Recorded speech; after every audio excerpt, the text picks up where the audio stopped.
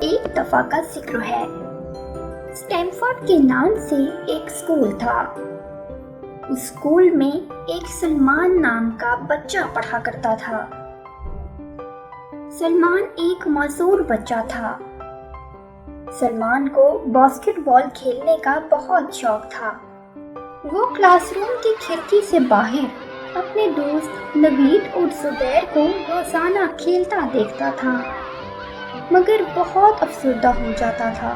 سلمان نوید اور زبیر کو کھیلتا دیکھ کر بہت مزہ تو لیتا، لیکن پھر نا امیدی اور مایوسی اسے گھیر لیتی تھی۔ وہ اپنے گزرے کل میں چلا جاتا تھا اور اسے وہ دن یاد آ جاتا تھا جب اس کا ایکسیڈنٹ ہوا تھا، اور وہ بیچارہ اب بے ساکھیوں کے سہارے چلتا تھا۔ اس دن کے بعد سے سلمان باسکٹ بال نہ کھیل سکا۔ اس حادثے نے اسے بہت نا امید کر دیا۔ اسی اثناء میں اسکول کی گھنٹی بجتی ہے اور سلمان اسلامیات کا لیکچر لینے کے لیے اپنی کلاس کی طرف روانہ ہو جاتا ہے۔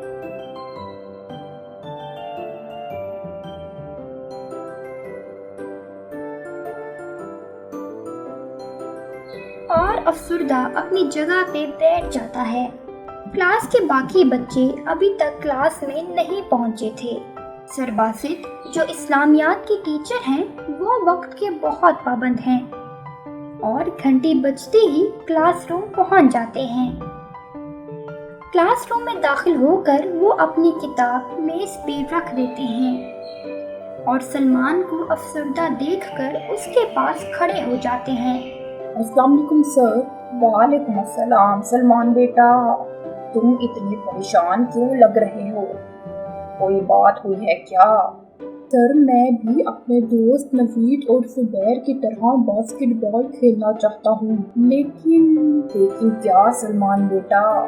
اپنی اس معذوری کی وجہ سے میں بہت نا امید ہو گیا ہوں۔ بیٹا سلمان، اللہ کی رحمت سے نا امید نہیں ہوتے۔